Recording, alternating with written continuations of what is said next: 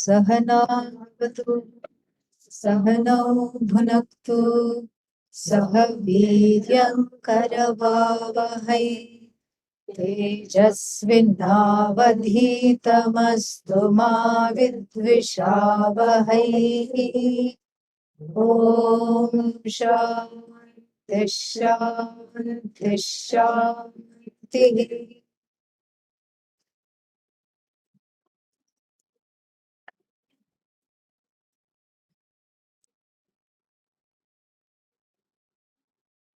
Vakyavrtti is the name of the text. Actually, it can be any name. It doesn't matter. Because regardless of the fact, whatever the name it has, we still talk about the same thing. Same thing. Yeah. But it comes dressed up in various costumes to make it more palatable, more interesting, more engaged, more engaging, less distracting, less boring, all these kinds of things. Just as out of the same flour, you can make chapatis, you can make pasta, and then you say, oh, I'm having Italian. And you can make tortillas and say, oh, today is Mexican dinner night. And there is some joy in that. There is some kind of an anticipation in that. Same flour, same thing. It's not anything different. And you can, it's just dressed up in different ways. It's cut differently. It is sometimes it is steamed, sometimes it is boiled, sometimes it is fried. That's the best. Those are the best times when it's fried. Yeah, and sometimes it is, you just do things to it, and then it has a different name. It has a different form. Why do we need so many ways? Because the human mind is eager for it's a hunter, it's an explorer. In fact, everybody is like a Columbus, landing in the wrong place and thinking you have discovered something new. Discovered. Discover means what? It was already there.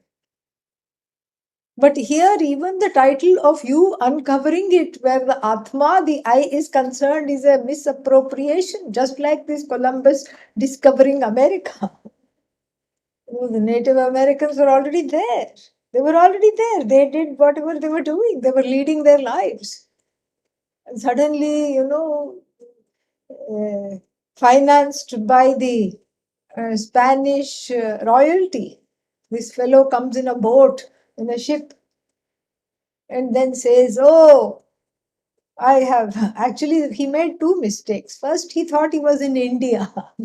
that was the first error. Okay. And second, when he found out that that was not the case, he said, okay, I have discovered America. Second mistake. Neither was this India, nor had he discovered anything. It was already there. And he just happened to come. Everything is like this. And then what's that fellow's name? From this Alexander. Alexander also came to India. Alexander not so great. Okay. And so he also came to India and he thought, oh, he's going to just colonize everything and just, catch and conquer and kill mentality. And Caesar, another, that's why his name is Caesar, because he wanted to seize everything. That's what it is. There's no accidents. It's all Bhagavan. And then the Caesar also, he said as much. He was very honest in this way. What is that? I came, I saw, and then I conquered. These words will live in history because they kind of touched the nerve of all human pursuits. I came, I saw, I conquered. Catch and kill.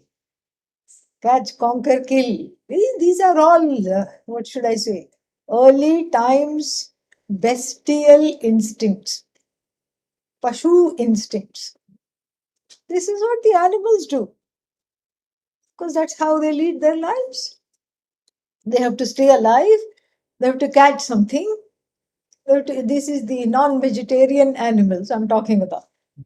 They have to catch something because they have, they don't have certain, they have to be carnivorous because they don't have certain enzymes and other things that they need. They cannot manufacture. They are programmed by Bhagavan to eat other things. This way there is population control also.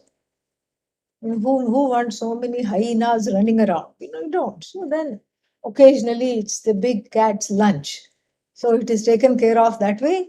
So we have all these things. We have this system where one animal eats another. The small fish is eaten by the big fish.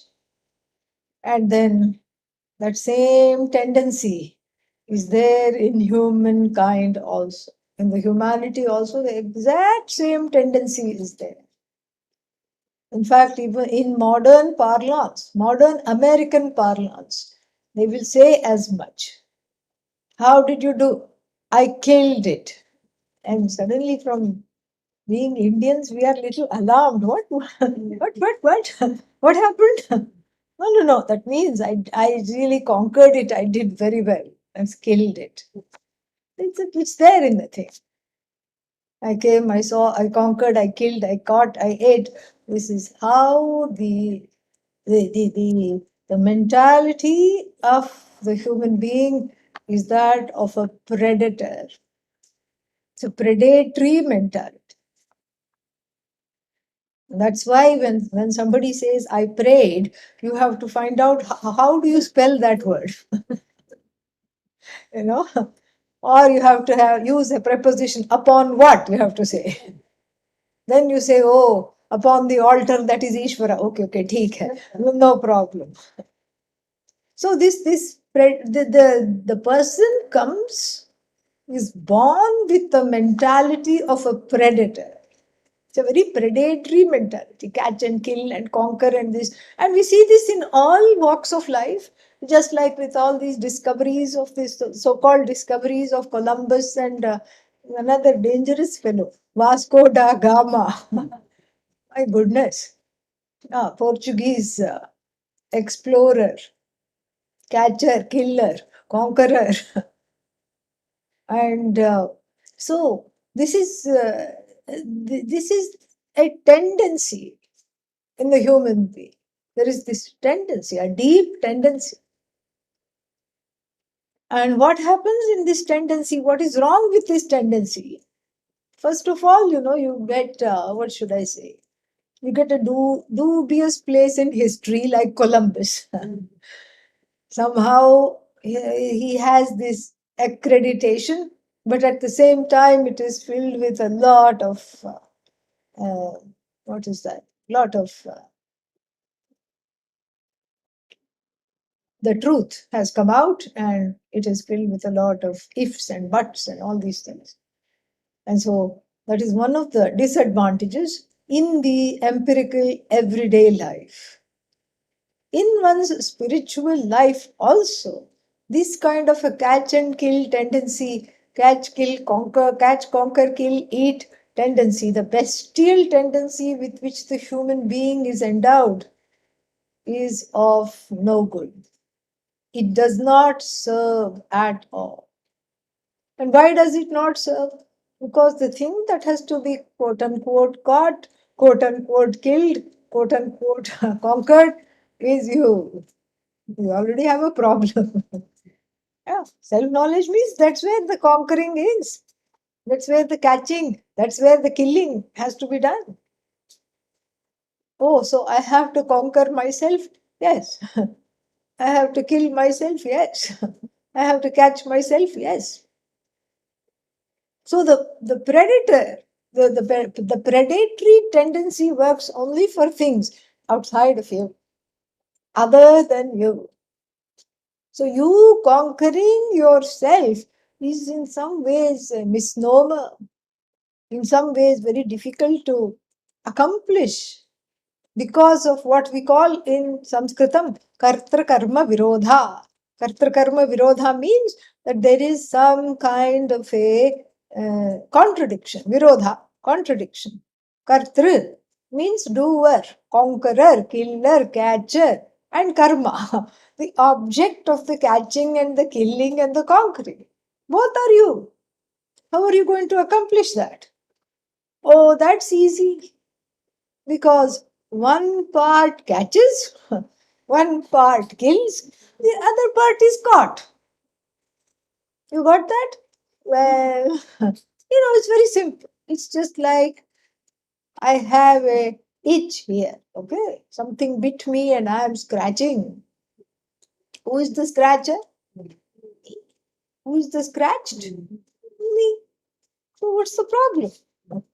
There is no problem. Scratcher is me. Scratched is me.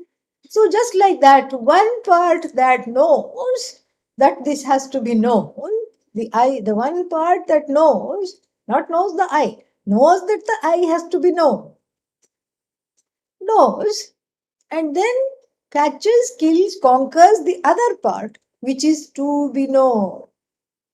Very smooth argument. Wonderful, watertight? Well, not quite. Why? Because the I that we are talking about is partless. No parts. So how can one part know the other part? How can one part be ignorant of the other part when there are no parts to talk about? So what is there to how to accomplish this? This is one of the reasons why the catch and kill mentality does not work for the knowledge of the I. Cannot work. And just like when Columbus, with great difficulty, reached the shores of the Americas, when he was making immediately two mistakes. Mistake number one, what was that? He came to the wrong place and he thought it was another place. Mistake number two, he thought he was the first one to be there. Two mistakes. Similarly, when one tries to catch, conquer, kill the I, the Atman, similarly, one makes, many mistakes. This is what it is. Because if you are in the seat of the agent of knowledge, then that knowledge which does not have any agency, which is a knowledge without a knower, how is it going to communicate? How is it going to make you know this? You cannot do that. That is in fact the first mistake. And the second mistake is that your own infrastructure comes in the way of knowing. This is the second mistake. Just like Columbus had some assumptions when he came, he thought, oh, this is India. I'm going to India. I think that India had some good karma. So that's why he didn't come there. Yeah. All the other fellows came, but he didn't come. And this was the mistake. He was in America and he thought he was in India. So it's a very big mistake. Similarly, the I that is understood somehow by you is always the wrong understanding. It's a wrong I, even for that matter. It's wrong. Why? Because the I that you know is not the I that you love. Simple. The I that you know is fraught with a lot of problems, lot of issues, lot of difficulties. It's the object of self-loath, it's the object of self-judgment, it's the object of dislike, it's the object of all kinds of problems. And it's the object of confusion. So the I that you know, already there are certain assumptions. This is India, like that. Same way. And those assumptions, just continuing with that metaphor, those assumptions are wrong. Those assumptions are not in keeping with your own quest to how you want to be. You ask anybody, how do you want to be? I want to be never criticized. This is the first thing people will say. I hate to be criticized. Nobody likes being told anything. Even the slightest thing that is critical, if you say, then the other person, either the face falls flat like a chapati, the face becomes like a chapati, or the face becomes extremely indignant and defensive. Some kind, this is on one continuum, that's on another continuum, so you can imagine all the other reactions. This is what it is. I don't want to be criticized. This is a very big thing. In fact, when you bless somebody else, when you wish somebody else, have a great day. That means may your day be without anybody telling you anything wrong about yourself. Really think about it. Yeah. That is the blessing you're giving another. May you be totally free of any kind of a person judging you even the slightest bit. This is a very, very sensitive topic. Anybody saying anything about me? No, no, no. Okay, let's say you were in a great space and Bhagavan said, Tathastu, today, whole day, nobody will criticize you. Oh, is that a birthday present? Yeah, think about it like that. So, no problem. Nobody will criticize you. Tathastu.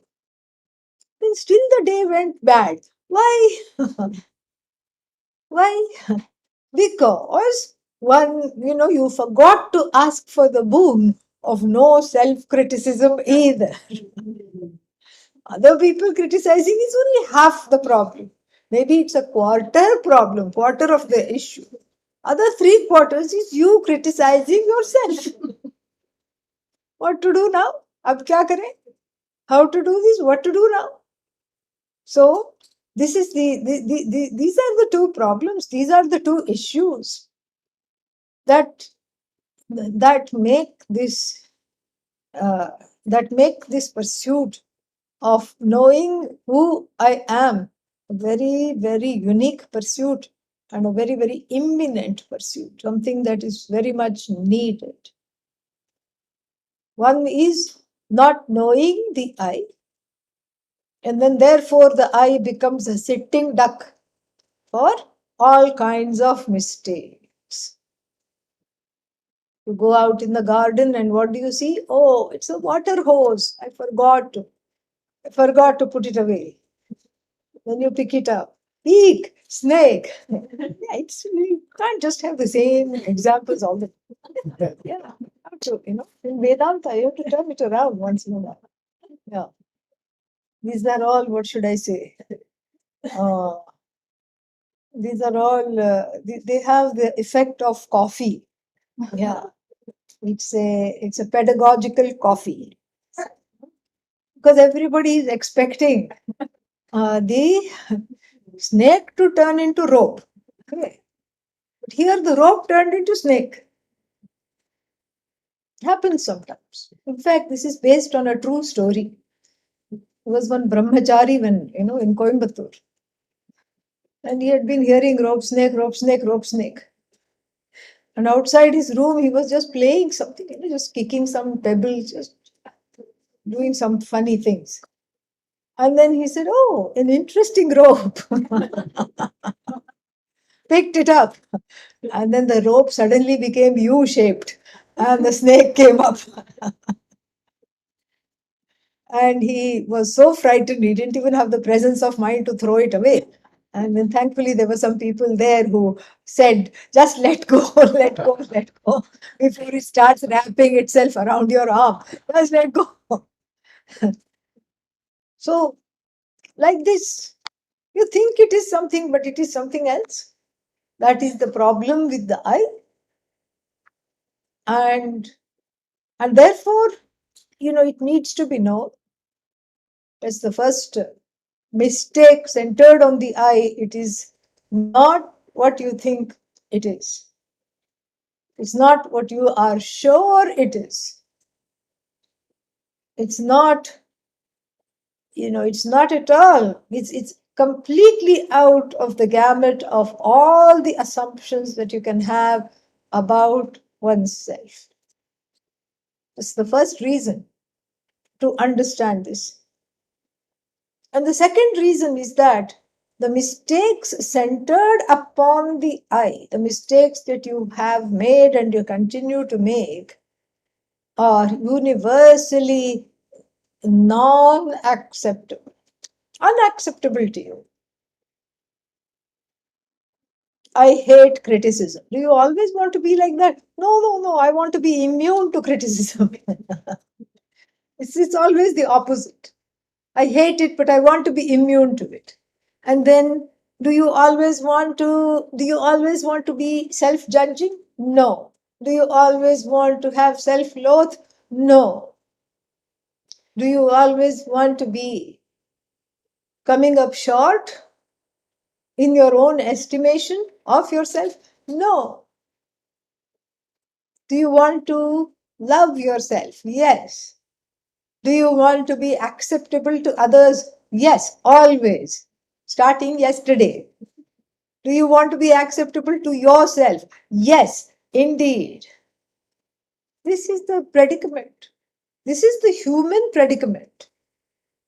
That the knowledge of oneself, and there is a lot you know about yourself.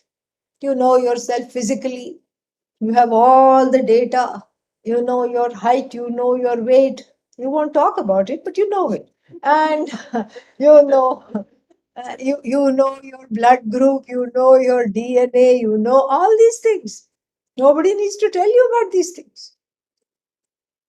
You know what kind of problems you have in terms of which diseases there is some predilection, some chronic issues. You know, nobody else knows. You also know yourself emotionally, especially as you get older. Oh, these are a few of my favorite triggers. Yeah, these are a few of my favorite triggers. Because when I think of this, this happens.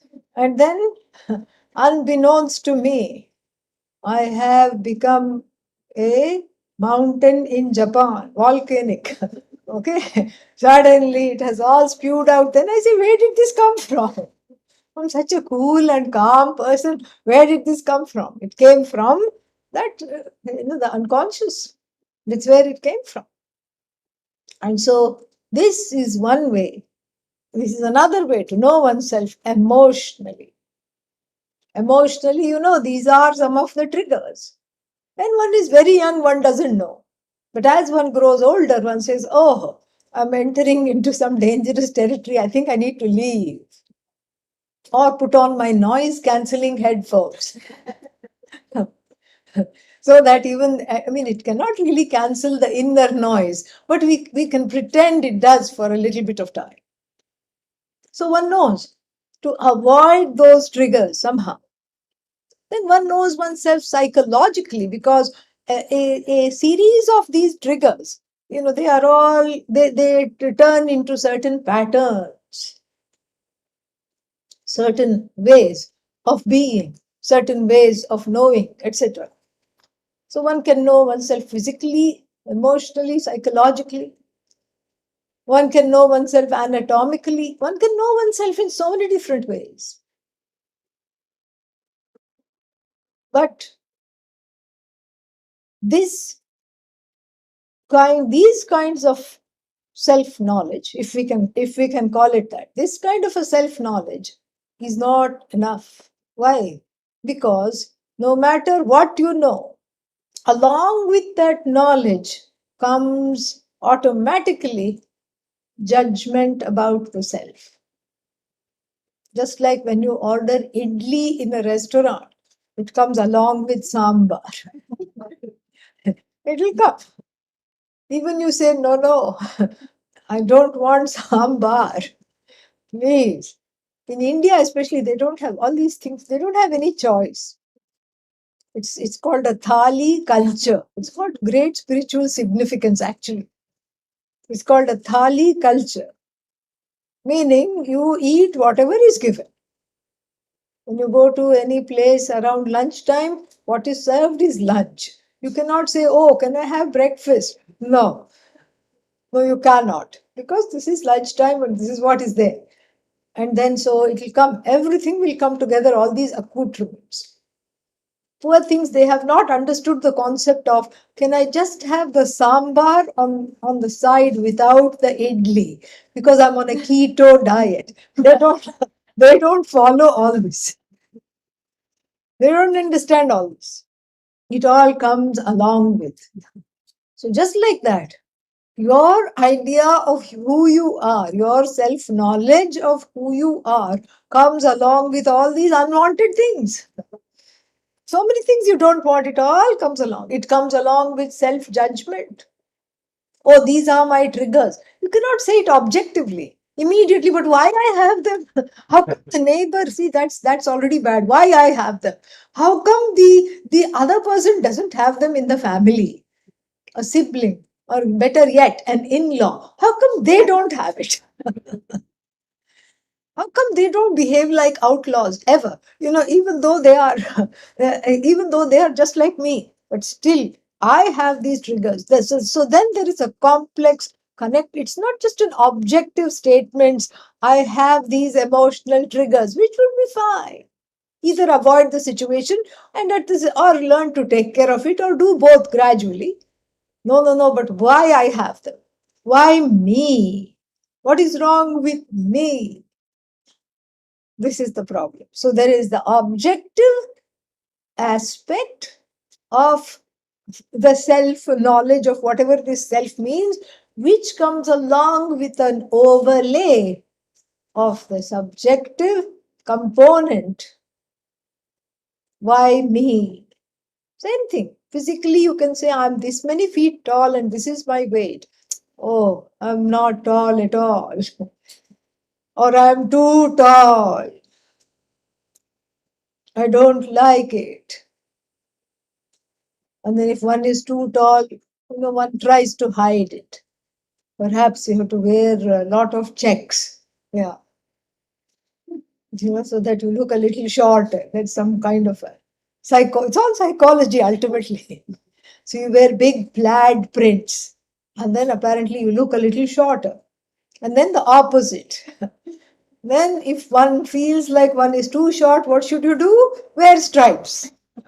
Confuse the people that you have escaped from some penitentiary. Okay.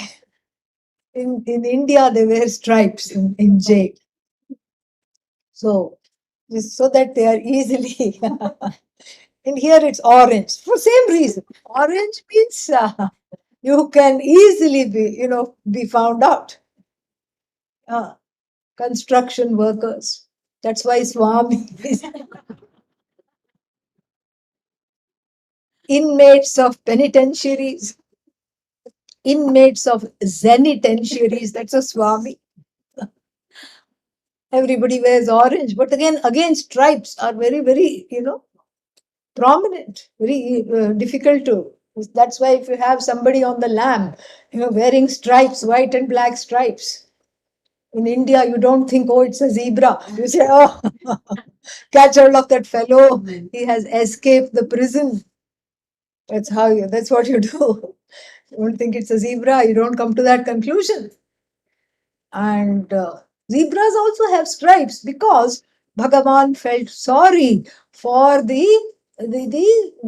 those animals for whom zebra is lunch. So in between the grasses, there it goes. in the Serengeti forest, there are, it's just grasses really, not big. It's not a forest of trees or anything. Everything is in the open. These grazing vegetarian animals and the non-vegetarian animals that graze upon them. First they gaze, then they graze. And so there also, it stands out. So this is, this is what it is. So if you're too short, that's how we got into this discussion. If you're too short, you wear stripes. Okay? And then what? Then so many ways to cover up the difficulties, cover up whatever you don't like. If there is a spot on the face, oh, no problem. You can cover it up. Because there are so many things, I don't know what they are called, but something you apply and then it goes away. You covered up the spot, all right. You covered up the spots, perhaps. But you cannot cover up the fact that you have covered up the spots. That is the human problem. This is exactly the problem. You cannot cover up the fact that you have covered it up. This is why the knowledge of the I that one can come to know by oneself is fraught with a lot of problems. Because when you do come to know a few things, it is unacceptable. Your height is unacceptable to you. Your weight is unacceptable to you. The color of the skin is unacceptable to you. The color of the hair is unacceptable to you. That's why, people color it green. Yeah, because they want to stand out. Or as Pujya Swamiji would have said, or they want to confuse people whether the sthavaras have become jangamas. Sthavara means stationary. Jangama means moving. So whether the tree also has started to move. And this is the human predicament. The predicament is like this. So whatever there is, you don't like. And somebody came to see me, not very recently, but a while back. Somebody came to see me. And I really, that person looked familiar, but I could not recognize the person. Then I said, okay, I finally placed, and that too with mask and everything. So, you just see half of the face, and or a third of the face, actually. And so then I finally placed her. Then I said, something is different. What is different? Is it the mask? No, no, no. I had my hair straightened out. She had incredibly curly hair, got it all straightened out. And then she brought her sister with her, who I had met for the first time. And the sister was opposite. One had taken after the mother, one had taken after the father. And the sister had straight hair. And she also went to that same place where you get things done. And then she got it curled. She got it curled. The other one got it straightened. And they told me this with a straight face. Okay. Yeah. And this is exactly what it is. Anything you have is unacceptable. And this is why all the plastic surgeons are in business. All of them are in business because the human being has a series of complexes centered on the I. Don't like the face, don't like the body, don't like this, don't like that, and all this. It's all about not liking. This is, the Columbus complex, because the same mistake. Thinking something to be what it is not. This is what is called Atma Ajnanam, self-ignorance. But then to say self-ignorance is the problem is not the whole story. Animals also have self-ignorance, but they are far better than we are. Far, far, far better. Left to itself, the poodle will not like to look like a pruned tree full of pom-poms. Yeah. It would not like to look like that. Left to itself, the animals are happy being what they are, as long as they don't end up being baked or fried or, cooked. They're okay. Being tortured, abused, they're fine. They're all right being what they are. But they don't have. That is because they're better off than we are.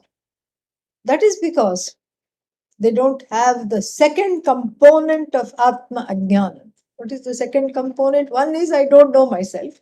What is the second one? Yeah, because I don't know myself, I come to the worst possible conclusions about who I am. And that who I am is not in keeping with my desires, is not in keeping with my expectations, is not in keeping with anything. This is why the teaching is needed.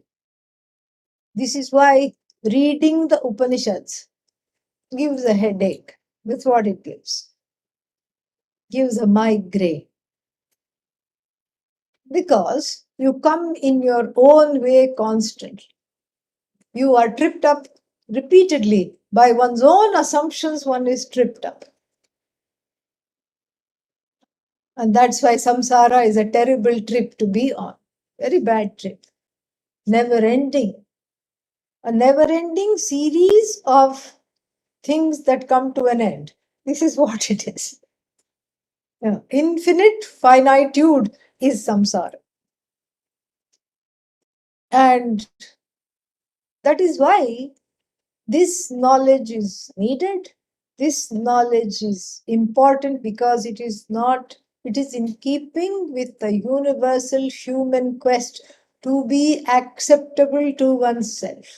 That is the quest, no other quest. The human quest to be acceptable to oneself. And this is universal because you ask anybody anywhere.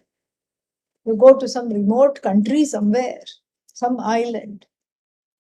Saint Kitts, there is one island which was kind of decimated by a storm a few years back. So you go to Saint Kitts and ask the people there, would you like total self-acceptance? Yes. Do you like who you are? No. Do you like who you think you are? No. So this is the problem. This is exactly the issue. So therefore, what we call Vedanta, Vedanam Antah, that which occurs at the end of the Vedas, is not for India. It is not an appendage, it is not some kind of an appendix of just the Hindu tradition. It's the appendix of all human pursuits. And just like the appendix one has, nobody knows what it is for, but it has some purpose. Yeah, it has some purpose. It's connected to some immunity and all these things. People just, do this. People just remove it sometimes. Doctors will sometimes remove it because generally they think of anything that is there as a potential problem later on. Oh, it may swell up. So let us, we are already in there for some other purpose. For free, let's take this one also out. And it happens. Sometimes they do that, yeah. So like this, it is not just an appendage to the Hindu tradition. It is a universal gift, a prasada. It's a gift which is totally in keeping with the hunger and the thirst to be satisfied with who one is, to be free, to be happy, to be whole. This is what Vedanta is. It is at the end of the Vedas, because whatever is given in the first portion of the Vedas it tells us that it has to exhaust itself. Even if it doesn't, it means what? All the pursuits given in the first portion of the Vedas have to exhaust themselves. Even if they don't exhaust themselves, they have to exhaust you. Then only you will be open to Vedanta. This is exactly how it is. Otherwise, there is no openness.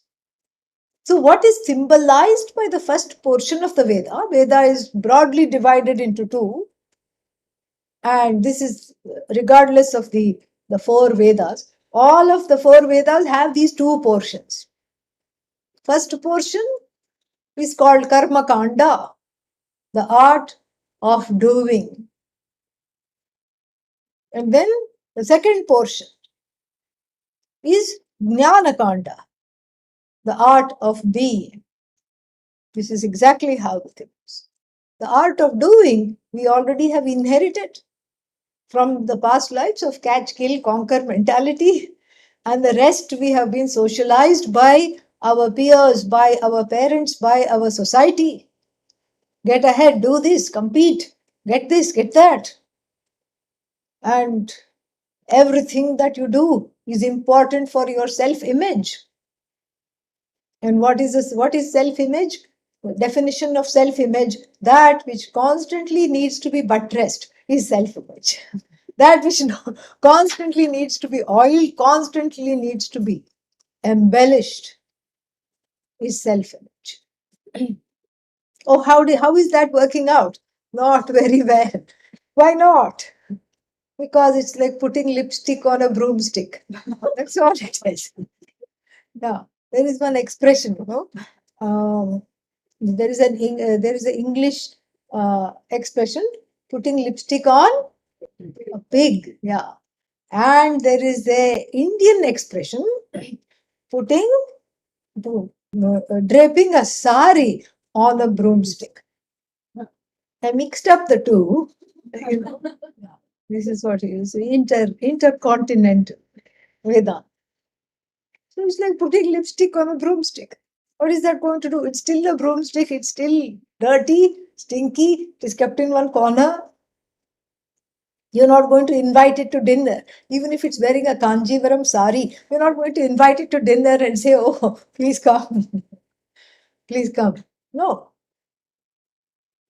And this is exactly what the embellishment of self-image looks like. This is exactly how it is. No matter how much you prop it up, keep it up, it just falls flat.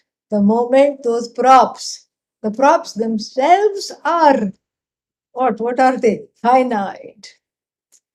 Because they are made with as a result of action. Action is always finite. Results of action are always finite. Lavahyeta drida yajna rupaha. It's like crafting a raft. Crafting a raft of all kinds of small little matchstick. A matchstick raft. And why are you making this matchstick raft ready? So that I can flee the ocean of, I can cross through the ocean of this becoming, ocean of self-detest, ocean of self-judgment I want to cross. With what? With a raft of little sticks, matchsticks put together. Like a toy raft. Adridaha, yajna rupaha. So the first portion of the Veda, which is in the form of yajna. Yajna means it's like a overtly it means a fire rituals, but then subtly it means some kind of a sacrifice. You give up something to get something, you pray for something, and then you make an offering, and then you pray for some desire to be met. So the first portion of the Veda is teaching you how to make a toy sail ship of raft. We called raft, of matchsticks and a little hanky which you cut in one, one eighth, and then put as a sail there. And you hope it will carry you through the troubled waters of this existence, this unforgiving existence, where one finds oneself unforgivable, given to hurt, given to guilt, given to pain, given to sorrow, given to total self non-acceptance. How is that going to happen? Not possible. And so therefore the first portion of the Veda has to exhaust itself. You have to make many, many boats and then understand, come to the realization that this is not what is happening. This is not going to go anywhere. It's like driving into this road. And what does the road? It has dead end. And coming from the airport, this happened. Went on a road called Dead End. Then you go down that road and then what do you have to do? U-turn. Yeah. It is spelled Y-O-U. You have to turn around. That's why it's called U-turn. You're the one who is turning. You have to turn around. No other this thing. Samsara is a series of dead ends. Everything is a dead end. That's why I need prayer. That's why I need yajna. That's why I have to do homa. I have to do this. I have to do that. I have to go here. I have to go there. I have to get this. And then, for such a person, you tell this wriggling person, come and sit in Vedanta class, they will run away. So they have to be kept occupied. So it's like a baby daycare. Yeah. The first portion of the Veda is like a baby daycare. All the jivas are put in this daycare, this facility called the Vedas. And then there are lots of activities depending on your desires. Oh, Rig Veda, that sounds like me. I think I'll go there. I like how it sounds.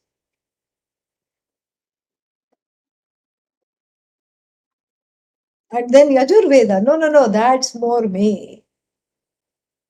No, Atharva Veda, I like that. Okay, so then, just like in school, there are all these groups, and then they are named after some, whatever, flowers or flag or something. So it is like this here.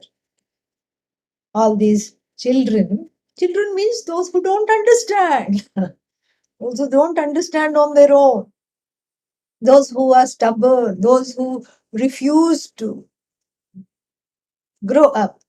This is what it is. Children means childish, not childlike, childish. And so they are told, okay, here is a big baby daycare. Come, dressed in your Sunday best. Wonderful, very nice. Oh, I want a lollipop. Here, hold this and do yajna. Yajna for a lollipop? Yes. Offer ghee. Not from the right side, from the left side once, from the right side twice, and up and down. And so one is focused. I'll get a lollipop. You'll definitely get a lollipop. I want two. Oh, just do it twice. That's all. Yeah. 2 lollipops just for you. Do it. Very nice. And then the other one is crying there, and the other one is told to do puja. The other one is saying that, oh, I don't have this and I don't have that and everything. People are very, the Veda is very ingenious. And the Purana is based on the Veda, which gives, which is, an extension of the first portion of the Veda, really, is both ingenious and imaginative. So there's be all these vratas, all these things. Vratas means things for people to do. Somebody complained, oh, my son or daughter is not getting married. What to do? Pray. I have prayed, nothing is happening. I have prayed and prayed and prayed. Not getting married. What to do? What to do? Tell quickly. Then, do you have a picture of Lord Hanumanji? Yes. Hanumanji is always in motion, usually carrying this, what is that called? Sanjivani mountain. Mountain with Sanjivani herbs. Sanjivani means that which will bring you back to life. It was a herb. He couldn't be bothered to investigate which herb, so he just uprooted the whole mountain and brought. So usually he's carrying the mountain. And the tail is like this, flying in the air. Long, nice tail.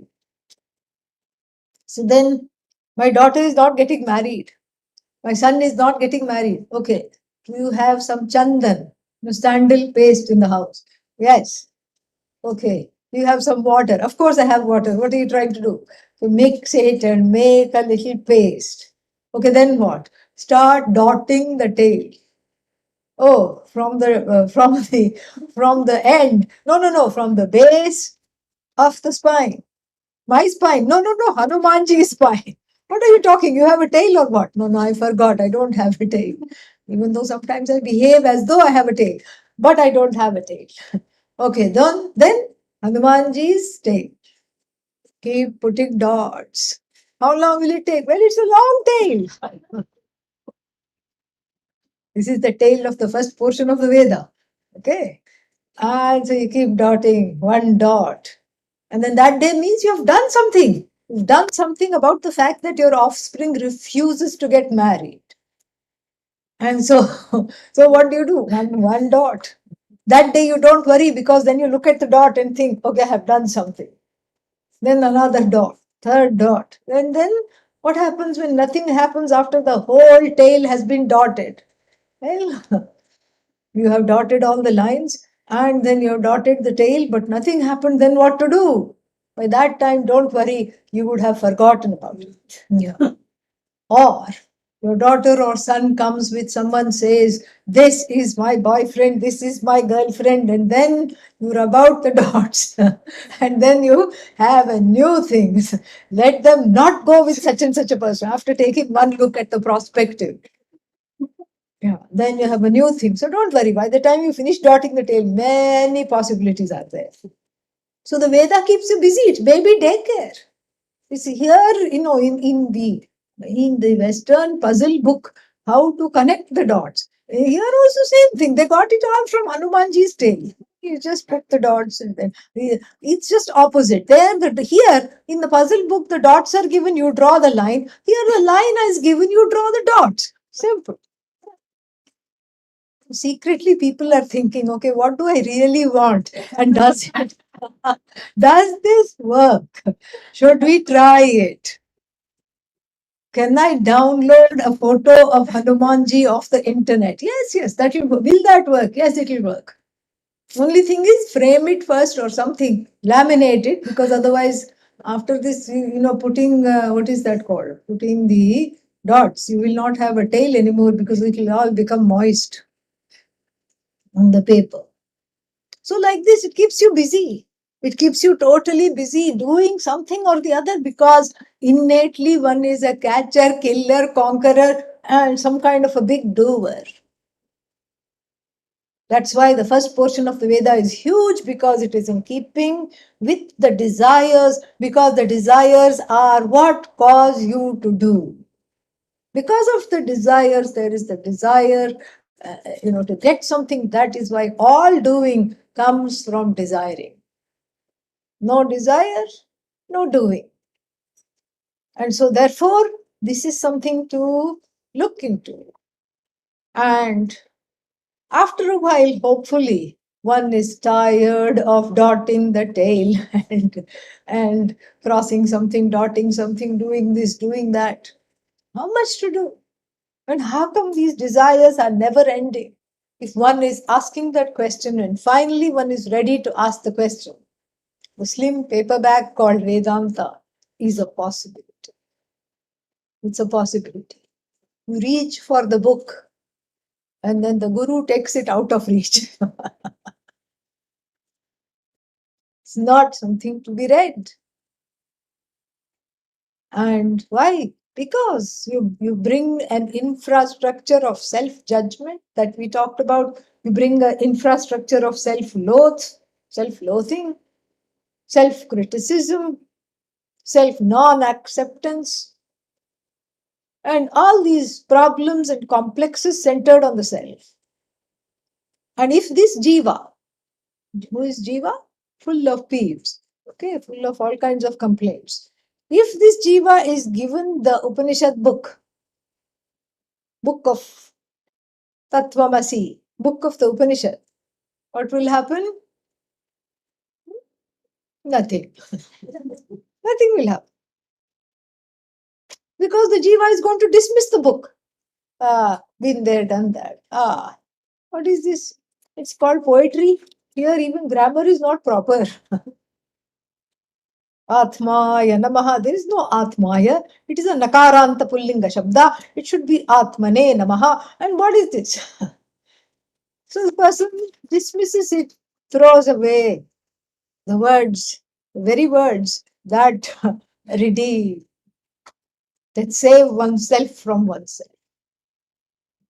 That is why, in a strange quirk, one has to go to somebody else to know the most intimate things about oneself. How strange. How very strange. That in order to know about yourself, you have to go to a perfect stranger. What is more strange than that? That's what it is. It's just very boggling. Mind-boggling it is. What do you want to know about you? I want to know the depths of myself. I want to know who I am. I want to really be in keeping with the vision of myself, exactly how I want to be. And what is that? I want to be limitless. I want to be whole. I don't want to suffer from self criticism, self judgment. I don't want to do any of those things. But then I have to just go surrender to a complete stranger and say, please teach me. Adhihi Bhagavo Brahma. Please teach me. This sounds very, very funny, but that's the only way. Why do you have to be so fanatic? Why do you have to see that that's the only way? Why can't you be open? Why can't you say we can get self knowledge through catching hold of the ears or through catching hold of the nose? If not the nose, at least the toes. Somewhere, somehow, something you catch hold of, and can't self knowledge be produced? No. Why? Because it is not a product. It is you who is already infinite. Infinity is not a product. That's why it cannot be produced. Oh, at least can it be deduced? No, it can neither be produced nor be deduced. Why? Because the deducer is the problem. The nature of the deducer is what we want to understand.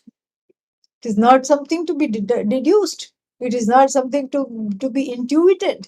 It's not something to be found out by yourself, because you are the one that needs to get out of your own way.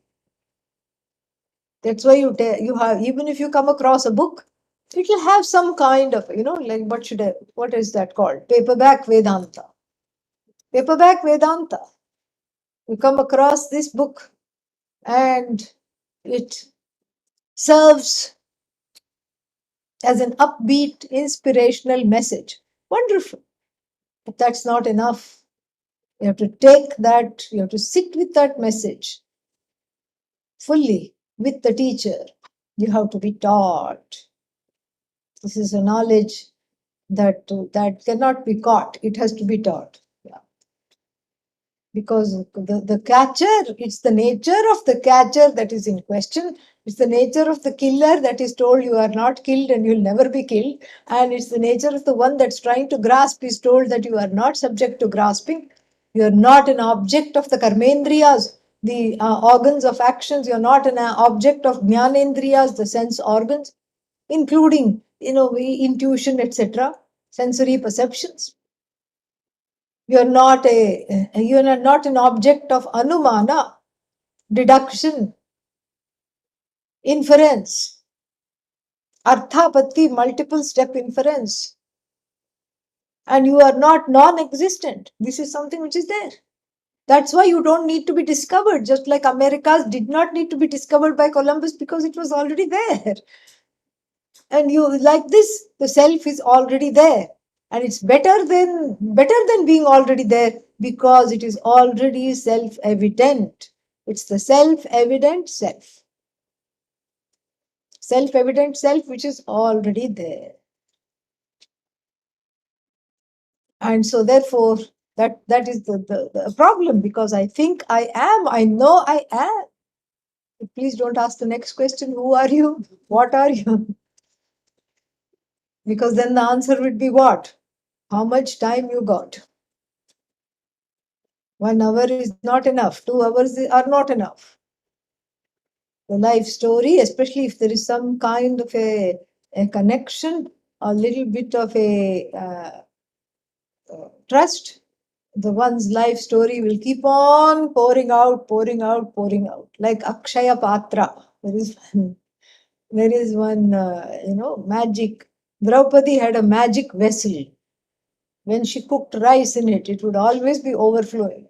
You could have 10,000 people in an army come and eat, and it would always be full.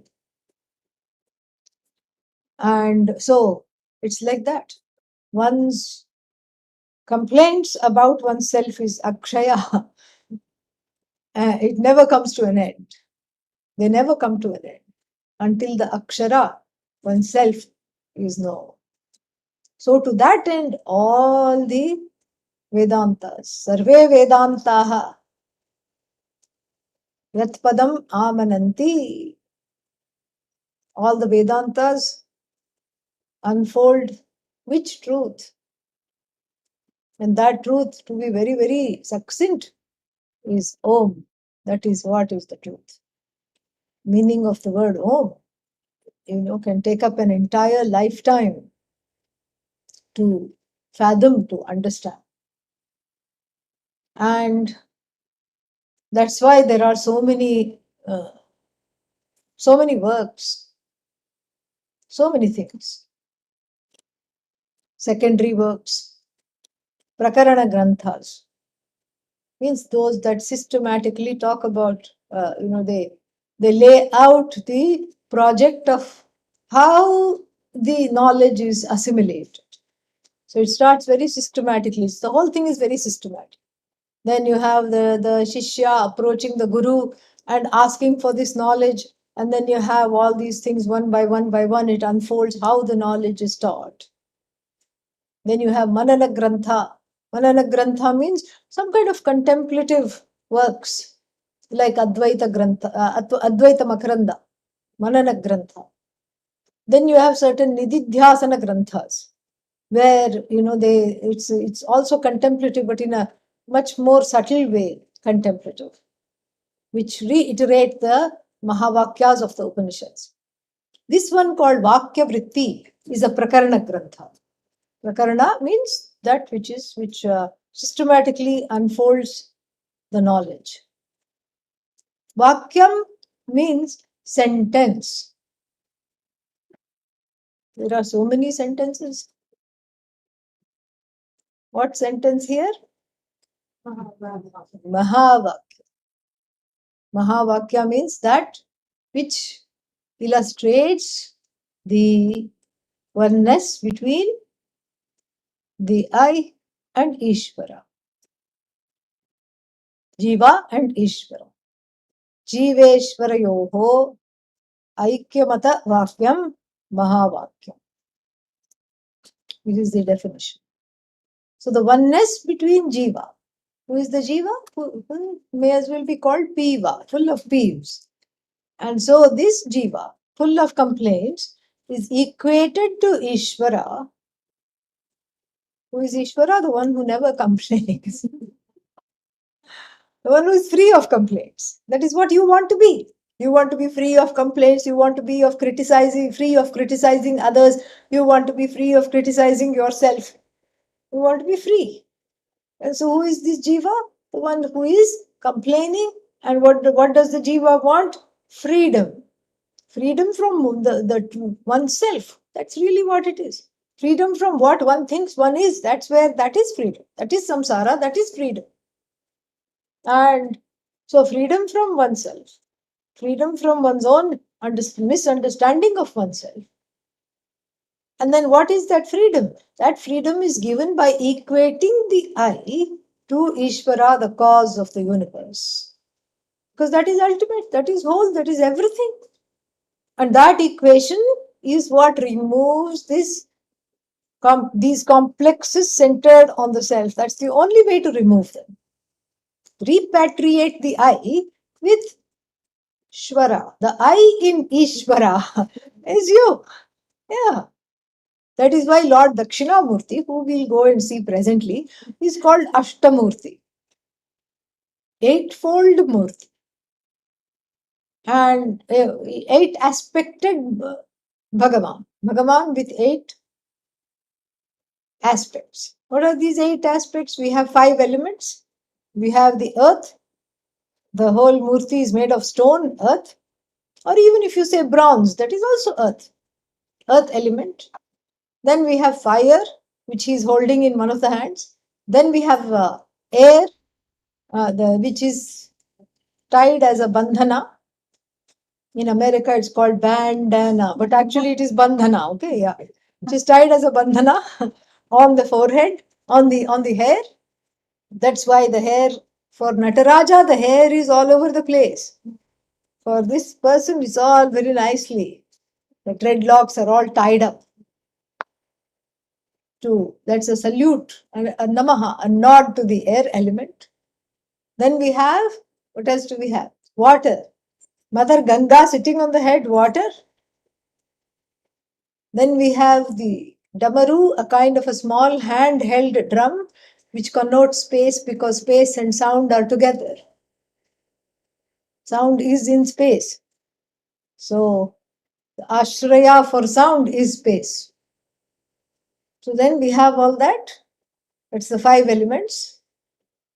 Then we have the sun and the moon on the hair of the Lord. The 2 celestials, the prominent celestials. If we were living on Jupiter or not even Jupiter, if you're living on some other planet which has 2 suns and maybe 5 moons or something like that, then the Lord would be adorned. If we had a Dakshinamurti in Jupiter, we would have had 4 moons, on the head. But here only 1 moon you can see, 1 sun you can see. So that's why we have 1 sun, 1 moon. How many is that total? 7. But it is Ashtamurti, not Saptamurti. 8th one is you who is looking at the Lord. Complete Ishvara. That's why the original spelling was only Ishvara. Then the I came in English. Okay, yeah. You are the I in Ishvara. You are actually the Aishwarya of Ishvara. The glory of Ishvara. Ah, that's nice to hear. Yeah, it's nice to hear. If you had read it, it would have only gone that far. That is why it has to be unfolded. So that's why Vakya in Mahavakya this is that Vakya. Vakya as in Mahavakya. Vritti means many things. Vritti means livelihood. What is your vritti? Means what do you do for a living? And then sometimes you have different prefixes. Like pravritti means running towards something. Nivritti, running away from something. But here, vritti means an exposition. An exposition of the Mahabharata. That is what it is. Vritti also has another meaning, a slightly related meaning here.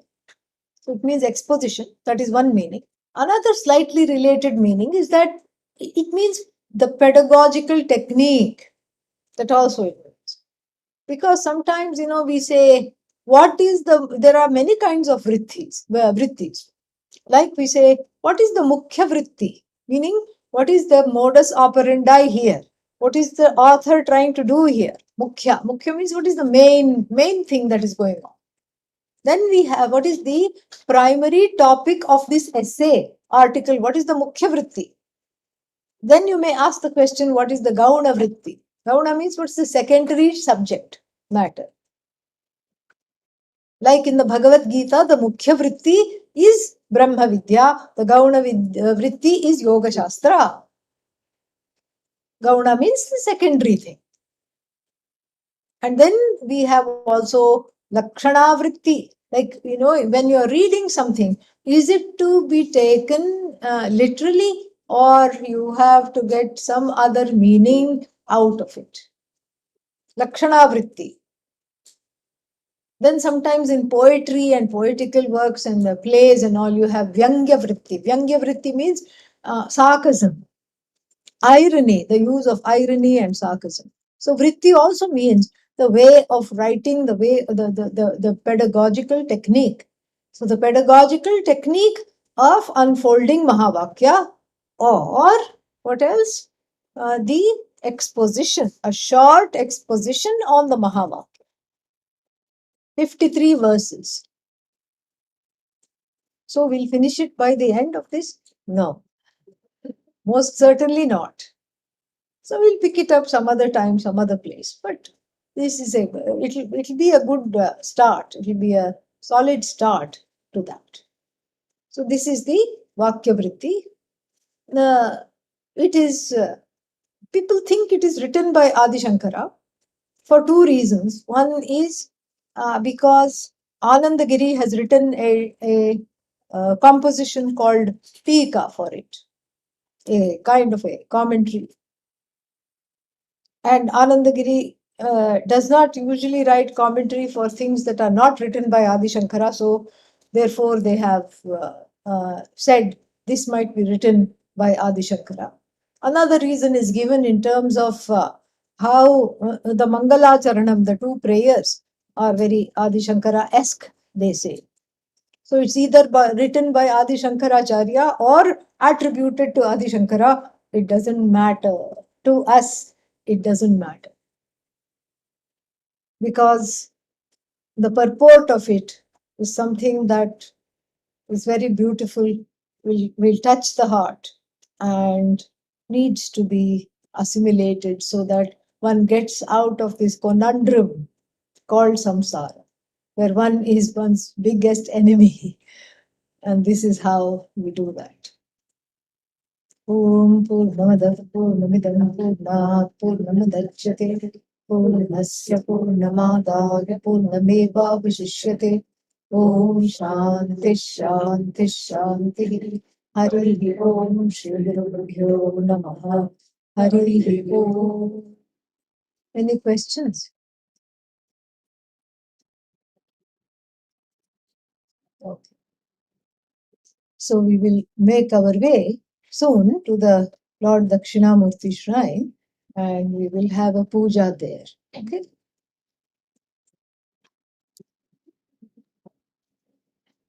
Thank you all for joining.